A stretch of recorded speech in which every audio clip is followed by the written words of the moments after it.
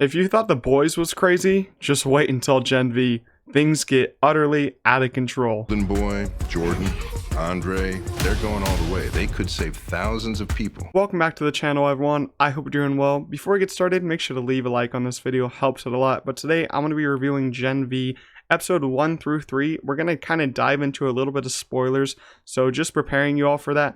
And before I get into this, I want to say that this show is really mature. It's like a hard R kind of show. Some of it goes crazier than The Boys, I think, so just be prepared. If you're not of age, probably click off this video.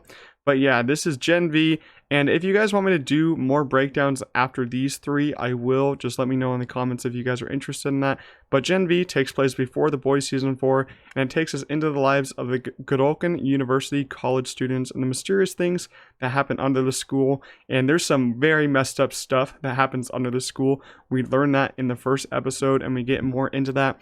And the intro of this show I really want to talk about, because I mean, I won't be able to go too much in depth because I don't want to get demonetized. But the first 5 minutes of the show is just utterly insane, and it's some of the most messed up stuff I've ever seen in the Boys universe. Like, it just shows how they're just not playing around, and they just want to keep going messed up. And I really am happy that these writers on the show and the Boys just like to keep upping the ante on this show and the Boys, you know, because season 3 had some big moments, big gross moments, especially in one of those episodes. And this show just ups it even more. You know, this first 5 minutes is absolutely terrifying. And if you're like a girl watching these first 5 minutes, you'll kind of be terrified of this. And if you're a young girl, you'll even be more terrified of this. As a guy, I'm happy I don't have to experience that or anything like that, even though it wouldn't be that to that extent, because that extent is pretty far in their show. They really took that like kind of point in a young girl's life to a really bad and effed up point. Like, holy crap, it just made me gasp and just really look around and be like, what am I watching? Because that just is really effed up what they did to that girl. Like, come on, her parents did not have to go out that bad in that way. That's just horrible. But yeah, the basic setup for this show is bad things are happening under the school, and kids are kind of getting taken there and getting tortured in this place called the Woods, which is basically called this underground place. And the kids with superpowers, they're kind of taken them there, and they're kind of bad. And we don't really know the full extent of this so far, except that Sam is one of the characters under there. He was the brother to Luke, and they're trying to basically rescue him under there. But we'll get to more of that later. And I just want to say how smart and how great the script is of this show. And I think it's kind of better than The Boys at this point. It has not really gone to the full extent because it's only seen 3 episodes. But I will say the writers know who they're writing this show for, and I really commend them for that, because they're writing it for like the college students, and people know what these shows are because it's so relevant. You know, they're making fun of shows like Riverdale and Pretty Little Liars. And I think it's awesome how they really do know how to adjust the shows of writing to like these college level people that are kind of watching this, because you know, most of the show's audience is probably going to be like college students or like younger people under 30, but I will say some people over 30 will be watching it. But a lot of people that are watching this probably know of shows like Riverdale and Pretty Little Liars and like funny memes going around. So I will say the script writers are just doing an amazing job on this show, and I feel like it's hilarious. You know, some of these jokes really do land, and some of them are just really effed up, like I said, and especially when you deal with some different body parts and how they're used in this show. So I will say I'm really enjoying the script in these first 3 episodes. I love how they can get smart in some aspects of it, but they can really stay funny in other aspects of it. And the fights and VFX are so strong in this show. Like, one guy literally turns into fire. His whole body just flames up, kind of like the Human Torch, Fantastic Four.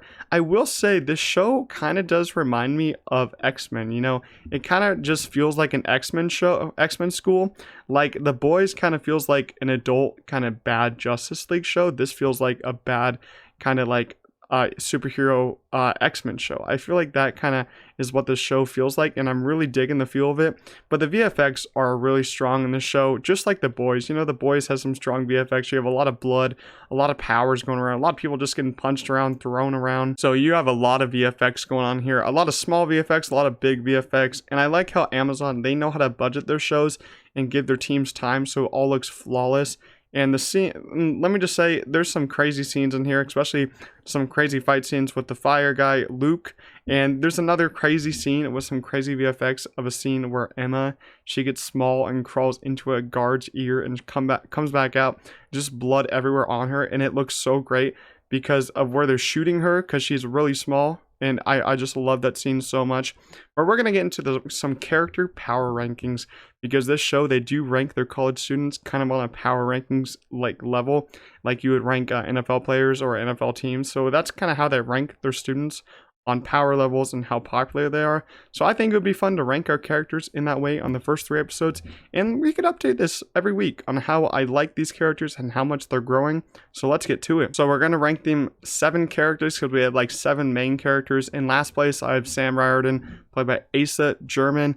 You know, he's in last place because he's kind of locked down under the school, kind of like in the woods scenario. So I didn't want to put him any higher, because he does have some pretty cool powers. And I really do like his character, especially in the scene where he's talking to Emma, kind of like in his jail cell type of place. But he really has time to grow, because we haven't seen him a lot. The most we saw him was in episode 3, and that was the last episode we've seen. So he does have a lot of time to grow. So I did put him in that last place. Not to be like rude or anything, but he really has time to grow, and I like his connection that he's building with Emma. I feel like that's a great connection for those 2 characters, and I would love to see that develop into something more than just a friendship. 6th place, I got Andre Anderson, played by Chance Perdomo. This guy, I think, is from the Sabrina show off Netflix. You have a couple people in here from Sabrina. I never did watch it, but I've heard some pretty good things. So a lot of people in Sabrina are coming in here and being leads.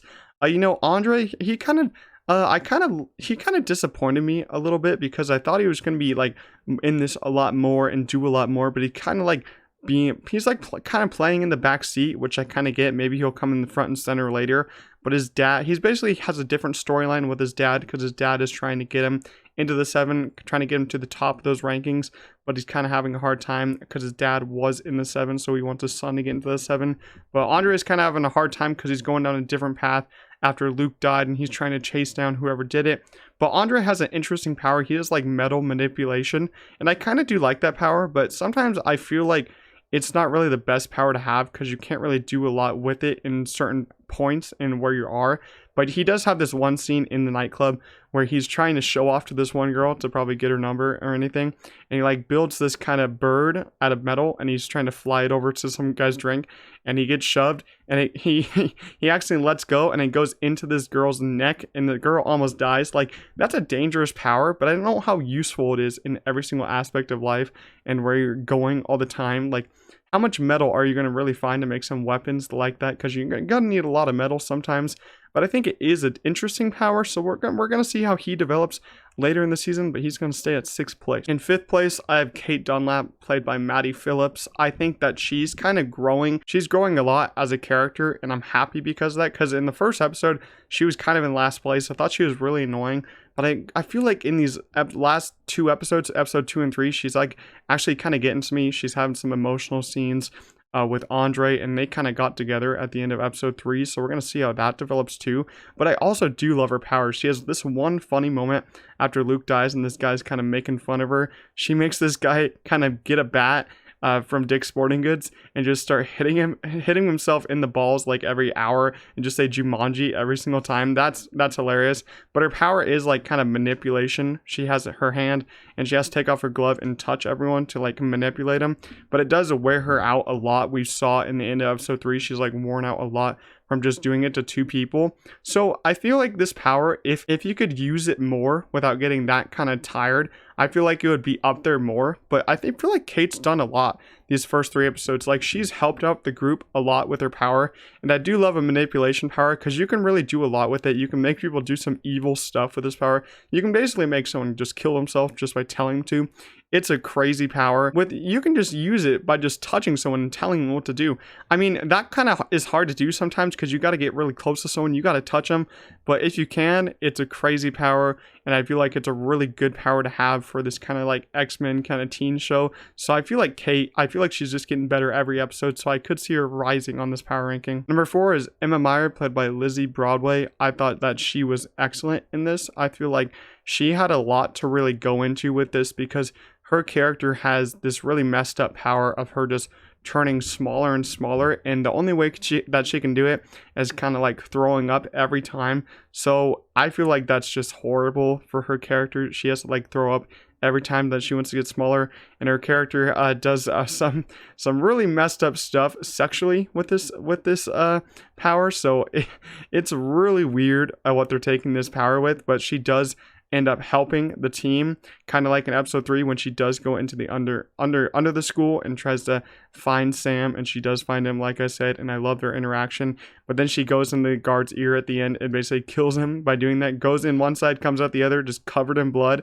and that's how we ended the episode. Just utterly insane. And she has to eat to basically become bigger, so it's like kind of full circle. But I love with kind of how they played with this character and how she has like a big arc in these 3 episodes. I can't wait to see how she grows, but I do love the power of just getting smaller, just running around, and no one really sees you. And I feel like this character, it might get better, but I don't know. Maybe because she's one of the most utilized characters in these first 3 episodes. So I don't know if they're going to show her more time in these next, what do we got? We got like 5 more episodes to go. We'll see if they utilize her more, but she's pretty good so far. Number 3 is Luke Riordan, played by Patrick Schwarzenegger, the son of Arnold Schwarzenegger. It's pretty cool that they got him in this show. But he would be up higher if he didn't die, because he died at the end of the first episode. So I don't really know where to put him after this week. I guess we can take him out of the rankings after this week, because he's passed away, man. He's gone. He literally killed himself in the air and just spat all of his blood and guts everywhere. So yeah, I don't think there's anywhere he can really go after this. I'll probably take him off the rankings, but I would just put him at 3 because he's so powerful, man. He can just light on fire, and he was at the top of the power rankings. He's kind of invulnerable. He can fly, and he was going to go into the 7 until he kind of got messed up. The woods kind of messed him up. He was trying to save his brother Sam, but he wasn't able to. So now everyone else on the team, kind of like this friend group that is forming, has to go save Sam for him because Luke is not there anymore. And Luke killed Clancy Brown. No, why'd Clancy Brown have to go out so fast? I don't know if there's any way that Luke can come back. We haven't really seen any characters come back in the boys universe, so I don't really think he's going to come back. But he was the most powerful person in this show, because if he did survive, he'd probably be at number 1. But since he did die, he's staying at that number 3, and he's probably going to be pushed out. Number 2 is Jordan Lee, played by London Thor and Derek Liu. This is a character that is a boy, but they can turn into a girl. So they're kind of like 2 genders. And I really did enjoy this character a lot. They kind of started off really annoying to me though, because they kind of pushed Marie out of like the conversation. They didn't want to be nice to Marie, the new student, the new main character of this show. But I did kind of like them more and more because they're just trying to really fit in. They're trying to really get higher on the leaderboards, and I really did like that kind of stance. And they kind of made the conversation of they don't want a character like this on the 7, and I'm like, come on, this character is so cool. They can just change and all that, and they have some awesome powers. So the male body is indestructible and has more agility. So you saw the fight scene at the end of episode 1, how Jordan was fighting Luke, and they could basically stand their own, because the male body, indestructible, could just fight Luke, but then the female body allows them to basically launch energy blasts. So they're launching energy blasts at Luke all the time, and I just think it's so cool how this character can just switch so like fast and just turn it off so fast, especially at the party in episode 3. I feel like that's so cool. You're just talking to one character at one time, and then you're talking to another character at another time. Like, you can just build so many different relationships as this kind of character, and like lie to other people because you're 2 different people at the same time. And I feel like both actors did a great job playing this character, because this is kind of a hard character to play in my opinion, because you got to really be on the same page, these 2 actors, and I feel like they both were. So I really commend them for that, and I can't wait to see how this character grows, because every character has some insane growth, but I feel like this one has a lot more, because there's a lot of interesting conversations going on around this character. So I'm really liking this character a lot, and their powers are really cool. But in first place for me in character rankings so far is Mary Moreau, played by Jazz Sinclair. She is also from Sabrina on Netflix, and I feel like in this show she did amazing. She's in the opening of the show. She's our main character. I would say she's kind of like the new person at the school, the new person in the friend group, and she's trying to like fit in to all this. And I really like that kind of storyline of her being new. She's like experiencing all this crazy stuff for the first time. And I really did love her progression, and her powers are just so cool. If you really think about it, her powers can be used in any way, and like in such a messed up way, especially in those first 5 minutes, and accidentally just using it. Because if you just get mad or like freak out, the powers will just go insane.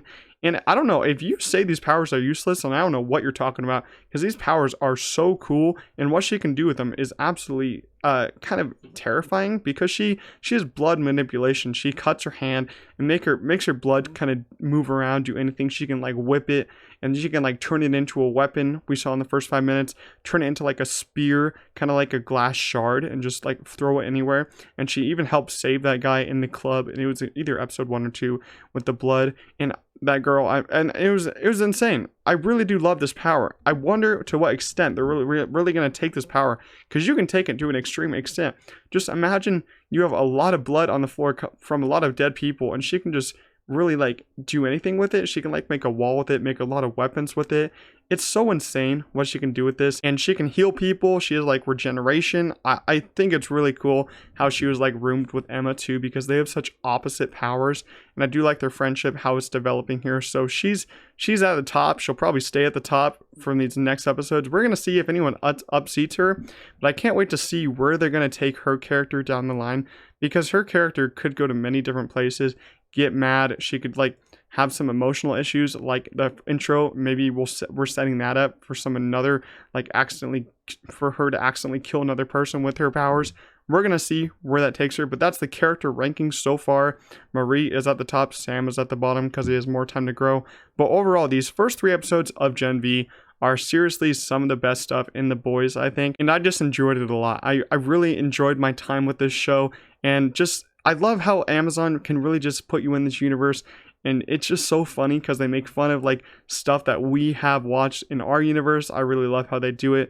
And just 50-minute episodes, like 50-minute to an hour episodes, is just so amazing to watch. You know, it feels like a full movie, and we got 3 movies, and I can't wait. We have like, I don't know, it's either an 8-episode series or a 10-episode series. I'm not sure, but we have a lot more episodes to get into, and this story is just getting started, as we saw at the end of episode 3. But let me know down in the comments, do you guys want me to do more breakdowns for these every single episode? Because I will if you guys want me to. If not, I'll probably just stop, maybe do shorts on it. But I really did enjoy it. If I was to give it a ranking right now, I'd probably give it an 8. But yeah, if you guys haven't watched this and you like The Boys, you guys should go into this. It is so good. Almost as good as The Boys Season 3. It is so great so far. But make sure to like this video, subscribe to the channel. I hope you guys enjoyed, and I'll see you guys in the next one. Peace out.